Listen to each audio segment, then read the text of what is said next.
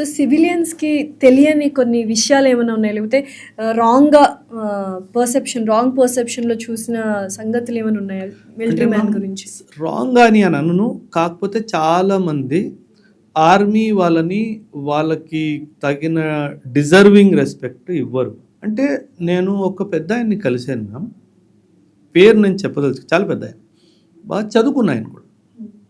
ఆయన ఒక స్టేట్మెంట్ ఇచ్చాడు మ్యామ్, నాకు లేచి కొట్టేయాలనిపించాడు. పెద్ద ఆయన కాబట్టి నా చెయ్యి జనరలీ ఆగదు, ఆ రోజు ఎందుకు ఆగిందో తెలియదు. ఎందుకు, ఏమని తను ఏం స్టేట్మెంట్ ఇచ్చాడంటే, ఉద్యోగాల కోసం చేస్తున్నారు కదా, ఫ్రీగా ఏం చేయట్లేదు కదా అన్నాడు.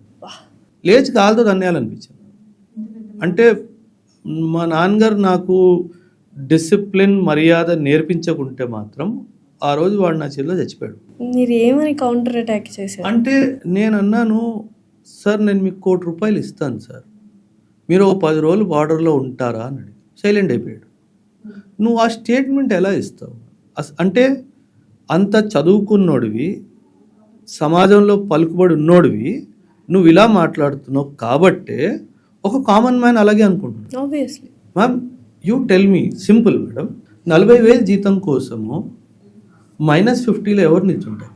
అండ్ ఇప్పుడు సో మెనీ ఆపర్చునిటీస్ ఉన్నప్పటికీ కూడాను నువ్వు ఇచ్చే 40,000 జీతం కోసము ఒక సైనికుడు -50 -55లో ఎందుకు నిల్చుంటాడు? ఎక్కడో దేశభక్తియే కదా మ్యామ్, దేశభక్తి మ్యామ్. జీతం కోసం వెళ్ళిన వాడు బేసిక్ మిలిటరీ ట్రైనింగ్ లో 3వ రోజు వచ్చేస్తాడు తిరిగి.